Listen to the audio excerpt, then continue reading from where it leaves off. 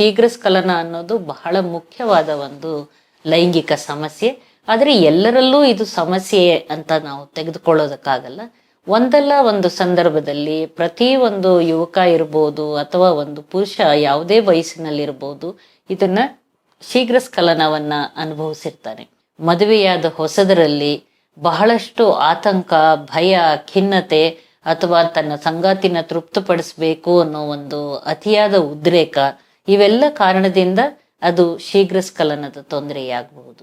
ಶಿಶ್ನ ಯೋನಿ ಸಮಾಗಕ್ಕೆ ಮುನ್ನವೇ ಸ್ಖಲನ ಆಗೋದು ಅಥವಾ ಯೋನಿ ಪ್ರವೇಶದ ನಂತರದ ಬಹಳ ಬೇಗನೆ 1-2 ಸೆಕೆಂಡುಗಳಲ್ಲೇ ಸ್ಖಲನ ಆಗೋದು, ಇದೆಲ್ಲನೂ ಕೂಡ ನಾವು ಶೀಘ್ರ ಸ್ಖಲನ ಅಂತ ತಗೊಳ್ತೀವಿ. ಈ ಶೀಘ್ರ ಸ್ಖಲನಕ್ಕೆ ಬಹಳ ಮುಖ್ಯ ಕಾರಣ ಅಂತ ಹೇಳಿದ್ರೆ ಒಂದು ಆತಂಕ, ಇನ್ನೊಂದು ಅವಸರ. ಬಹಳ ಬೇಗ ಉದ್ರೇಕವಾದಾಗ ಅದನ್ನ ಅವಸರದಿಂದಾಗಿ ಸ್ಖಲನ ಆಗ್ಬೋದು. ಬಹಳ ಆತಂಕ ಪಟ್ಕೊಂಡಾಗ ಅವಾಗ್ಲೂ ಕೂಡ ನಿಮಿರ ದೌರ್ಬಲ್ಯನೂ ತೊಂದರೆ ಆಗಿ ಸ್ಖಲನ ಕೂಡ ಶೀಘ್ರವಾಗಿ ಆಗುವಂತ ಸಾಧ್ಯತೆಗಳಿರುತ್ತೆ.